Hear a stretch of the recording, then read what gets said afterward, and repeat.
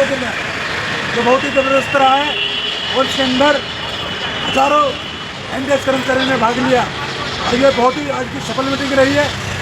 इस मीटिंग के अंदर आज हड़ताल के दौरान हमारी बहुत अच्छी मीटिंग हुई।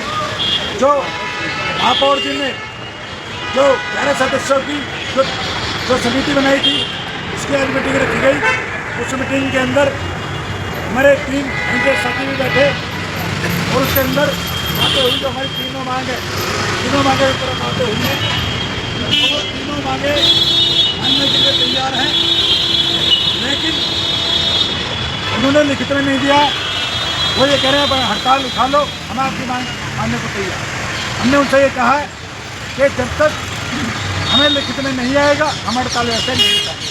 उन्होंने ये कहा है कि हम कमिश्नर साहब से और मेयर साहब से हम आपकी मुख्यमंत्री और कमिश्नर साहब और मेयर तीनों से हम आपके अप्रूवल लेंगे और बजट की अप्रूवल लेंगे।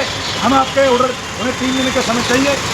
हमने उनको कहा है 3 दिन की बजाय हम 6 दिन का समय देते हैं, लेकिन जब तक हमारे ऑर्डर नहीं आएंगे तब तक हमें बैठ जाएंगे, चाहे हमें 10 दिन हो जाए चाहे 20 दिन हो जाए। मैं साथियों निवेदन करना चाहता हूँ, साथियों आपकी दोनों यूनियन बड़े दमदार तरीके से अपनी बातें रखनी है और आपकी मांगें रखनी है। आप सबसे निवेदन है आप घरों में से निकल नहीं रहे और हड़ताल पे नहीं आ रहे। अगर सफलता चाहते हो तो हड़ताल पे प्रत्येक कर्मचारी को आना होगा और कल हड़ताल का सप्ताह से 250 दिन रहेगा। सभी कर्मचारी यहाँ सिविल सेंटर के गेट नंबर पहुँचे, ये ना सोचे कि कल शनिवार का दिन है।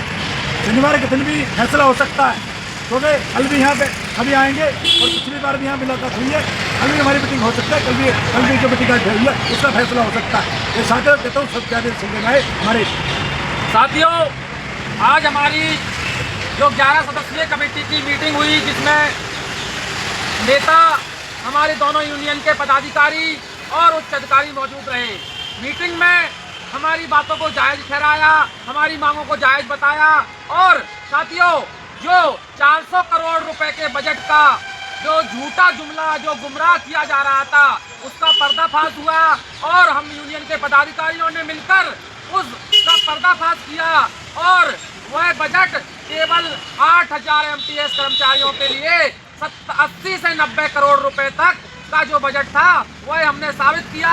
उसको अधिकारियों ने और नेताओं ने दोनों ने उस बजट को माना कि अब हकीकत यही है कि यह बजट केवल 8-9 हज़ार कर्मचारियों के लिए 80-90 करोड़ रुपए का ही बजट है। तो मीटिंग के दौरान हमने नेता सदन से कहा कि सर आप बताएं क्या आप इस बजट को देने को तैयार हैं। तो उन्होंने कहा कि ठीक है हम बजट देने को तैयार हैं।